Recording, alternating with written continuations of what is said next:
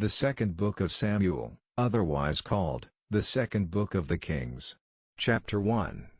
Now it came to pass after the death of Saul, when David was returned from the slaughter of the Amalekites, and David had abode 2 days in Ziklag, it came even to pass on the third day, that, behold, a man came out of the camp from Saul with his clothes rent, and earth upon his head, and so it was, when he came to David, that he fell to the earth, and did obeisance.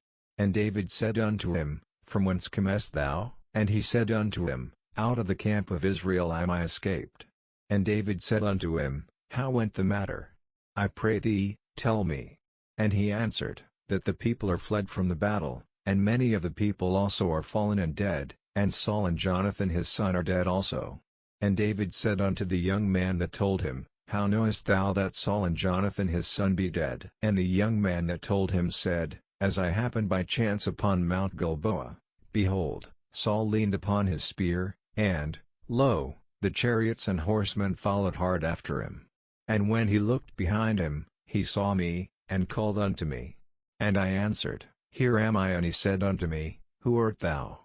And I answered him, I am an Amalekite. He said unto me again, Stand, I pray thee, upon me, and slay me, for anguish is come upon me, because my life is yet whole in me.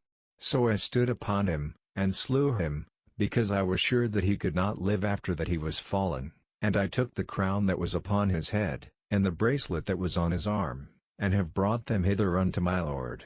Then David took hold on his clothes, and rent them, and likewise all the men that were with him, and they mourned, and wept, and fasted until even, for Saul, and for Jonathan his son, and for the people of the Lord, and for the house of Israel, because they were fallen by the sword. And David said unto the young man that told him, Whence art thou?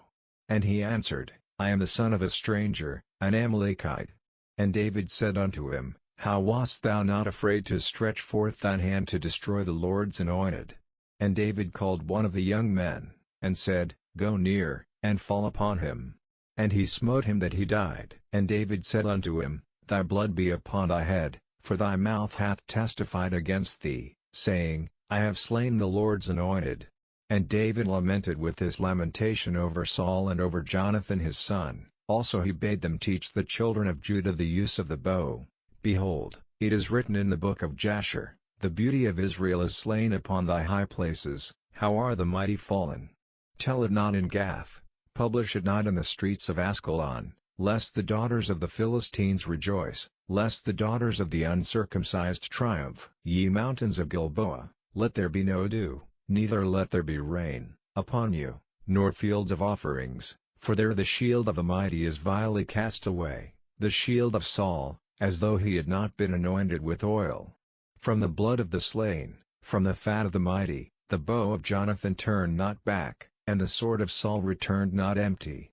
Saul and Jonathan were lovely and pleasant in their lives, and in their death they were not divided. They were swifter than eagles, they were stronger than lions. Ye daughters of Israel, weep over Saul, who clothed you in scarlet, with other delights, who put on ornaments of gold upon your apparel.